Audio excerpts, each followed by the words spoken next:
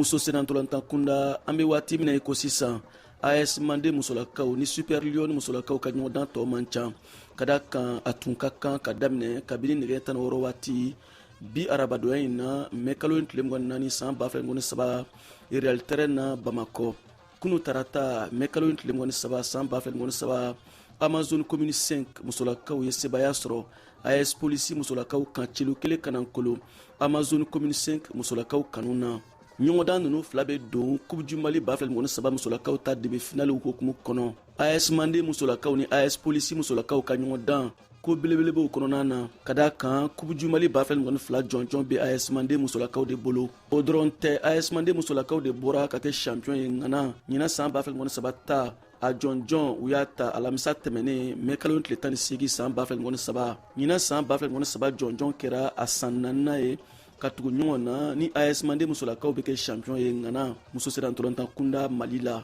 o laɲini kelen don halisa AS Mande musolakaw fan fɛ ka kɛ champion ye ŋana ka tila tuguni ka Coupe du Mali jɔnjɔn ta san kelen kɔnɔna na n'an ko double an ka bi arabado ɲɔgɔndan jaabi ma kɔnɔ AS Mande musolakaw ale ni AS Polisi musolakaw ni ɲɔgɔn cɛ VOA Bambara tɔgɔ la Bamakɔ Siya Ka Tarawele ka laseli don.